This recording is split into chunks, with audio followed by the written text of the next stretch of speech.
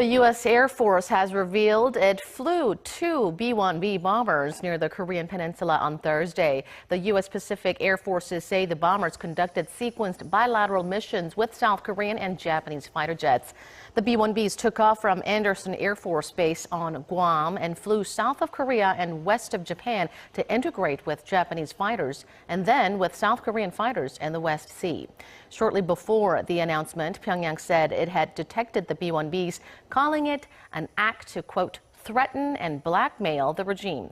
The regime's state-run news agency said the flyover was, quote, the frenzied U.S. scheme of threats which aims to crush its republic with nuclear weapons.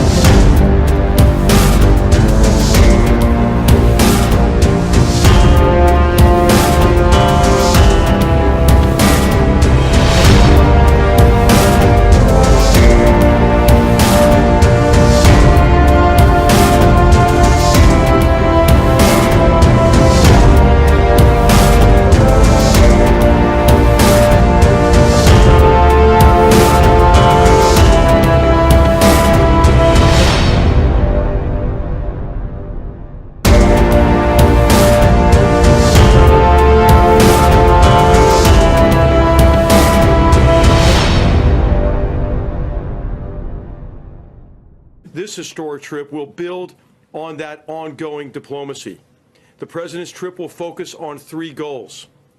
First, strengthening international resolve to denuclearize North Korea. Second, promote a free and open Indo-Pacific region. Third, advance American prosperity through fair and reciprocal trade and economic practices. The United States remains committed to the complete, verifiable, and permanent denuclearization of the Korean Peninsula. President Trump will reiterate the plain fact that North Korea threatens not just our allies South Korea and Japan and the United States. North Korea is a threat to the entire world, so all nations of the world must do more to counter that threat. That is happening. But the President recognizes that we're running out of time and will ask all nations to do more. In particular, the President will continue to call on all responsible nations, especially those with the most influence over North Korea, to isolate the North Korean regime economically and politically, to convince its leaders that the pursuit of nuclear weapons is a dead end and that it is past time to denuclearize. And he will remind friend and foe alike that the United States stands ready to defend itself and our allies, using the full range of our capabilities.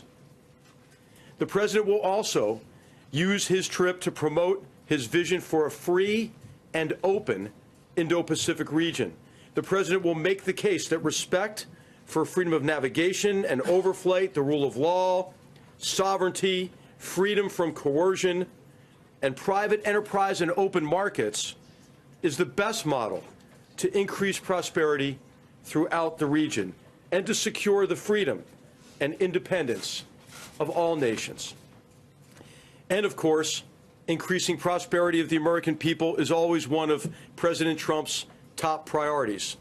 Throughout the trip, the President will stress his commitment to free, fair, and reciprocal trade.